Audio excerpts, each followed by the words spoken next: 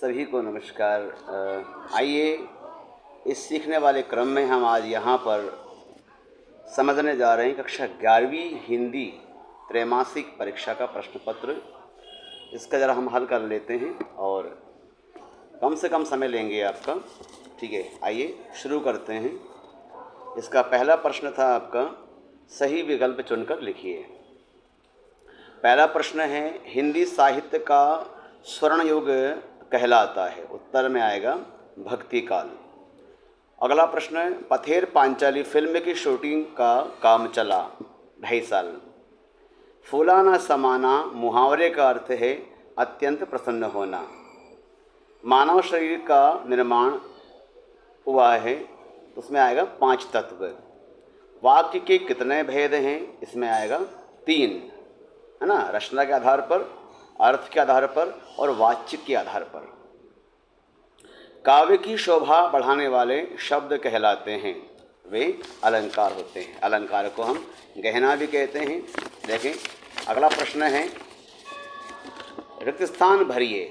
इसमें है पहला प्रश्न, वीर रस का स्थायी भाव है, तो उत्साह है। मीराबाई के साहित्य की भाषा राजस्थानी, है ना, ब्रजभाषा रहेगी। इसमें लिखा है राजस्थानी, क्या हो तो हम राजस्थानी लेकर आएंगे। सीधे बरसात में मिलने वाला पानी पालर पानी है। जो कम बोलता हो उसके लिए एक शब्द रहेगा मितभाषी। मित का अर्थ होता है कम, भाषी मतलब बोलने वाला। गागर में खालिस्तान भरना, इसमें आएगा सागर भरना। गागर में सागर भरना। नाटक के खालिस्तान तत्व हैं, तो इसमें आएगा आपको क्या आना चाहिए? 8 तत्व। लेकिन इसमें 8 ऑप्शन नहीं दिया है, तो उसको हम फिर 7 मान लेंगे। ठीक है। अब अगला प्रश्न है, निम्नलिखित कथनों के लिए सत्य या असत्य लिखिए। उपसर्ग किसी शब्द या शब्दांश के पहले प्रयोग होता है, यह कथन सत्य है। डायरी नितांत व्यक्तिगत रचना है, सत्य है। कुएं का व्यास कुएं के व्यास के बराबर होता है, ये असत्य है। फीडबैक में प्रतिक्रिया तुरंत प्राप्त होती है, सत्य है। भारत में पहली मूक फिल्में राजा हरिश्चंद्र थी, यह सत्य है। कहानी सुनाने की भारतीय पद्धति को क्या कहते हैं? ये प्रश्न बन गया, लेकिन यहाँ पे हम प्रश्न नहीं बनना चाहिए कायदे से, तो इसको हम बच्चों को बोनस अंक देंगे, क्योंकि प्रश्न ये गलत हो गया है।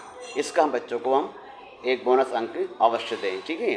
अगला प्रश्न देखिएगा, सही जोड़ी बनाइए। नमक का दारोगा, उत्तर आएगा पंडित आलोपी दीन। मियां नसरुद्दीन का उत्तर आएगा सामने नान बाइयों का मसीहा। आगे ध्यान देंगे, कहानी के तत्व, इसमें आएगा 7। प्रेमचंद का प्रसिद्ध उपन्यास कौन सा होगा? इसमें लिखा हुआ है गबन। गद्य का जनक किसे कहा जाता है? उत्तर में आपको आ जाएगा भारतेंदु हरिश्चंद्र। नरसिंह जी का माहेरो का उत्तर आपको आ जाएगा मीराबाई ने लिखा है इसको। घर की याद कविता है, ये लिखी है भवानी प्रसाद मिश्र जी ने। अगला प्रश्न है, एक वाक्य में उत्तर दीजिए। निबंध किसकी कसौटी है? निबंध गद्य की कसौटी है।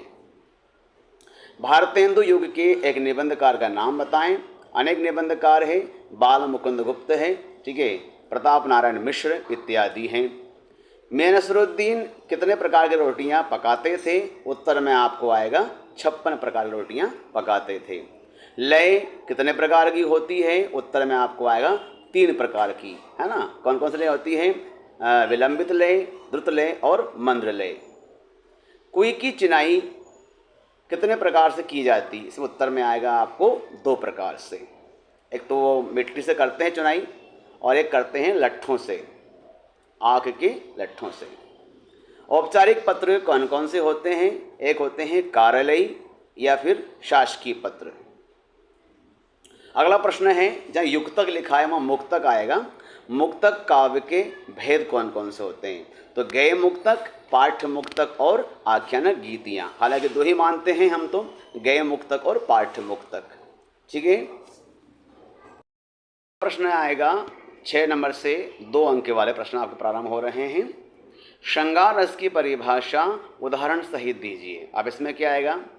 जिन काव्य पंक्तियों में नायक नायिका के हैं परस्पर प्रेम का वर्णन किया जाए वहाँ श्रृंगार रस होगा। बात करें उदाहरण की, हम ये भी कहेंगे कि श्रृंगार रस के दो भेद होते हैं, एक होता है संयोग श्रृंगार, एक होता है वियोग श्रृंगार। हम संयोग की बात कर लेते हैं। बतरस लालच लाल की मुरली धरी लुकाई, सोह करे भोहनी हंसे देन कहे नटी जाई। इसमें संयोग श्रृंगार है।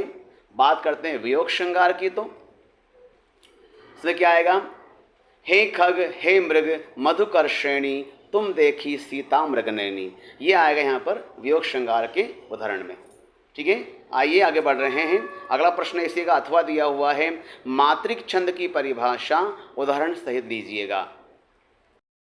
मात्रिक छंद क्या है?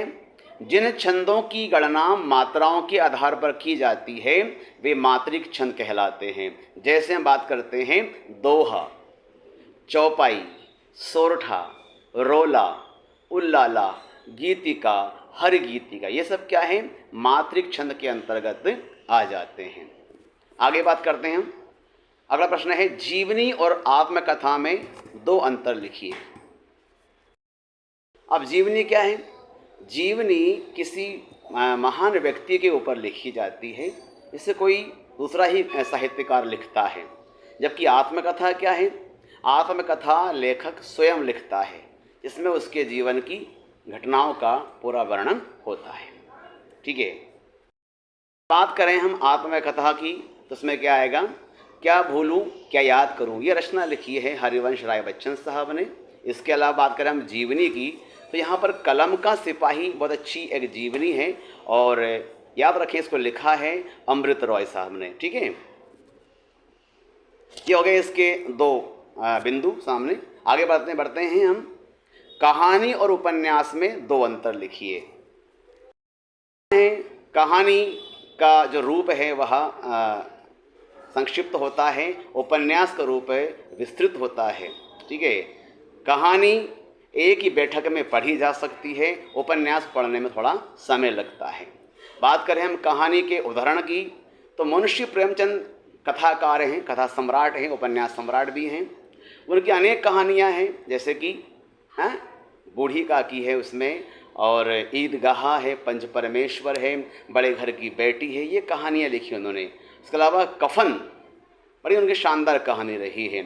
आगे बात करें हम इसमें उपन्यास में तो उपन्यास सम्राट मुंशी प्रेमचंद जी रहे हैं, है ना।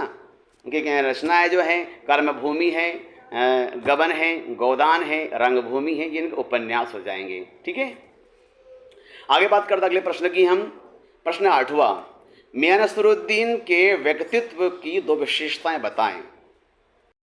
एक तो उनका पंच हजारी अंदाज में बातचीत करना, और उनके चेहरे पर उनका पेशानी अंदाज, और उनके अंदर 56 तरह की रोटियां बनाने की कला, ये उनकी विशेषता हो जाएगी। ठीक है, इसके अलावा देखें अगला प्रश्न है, इसी का अथवा दिया हुआ है।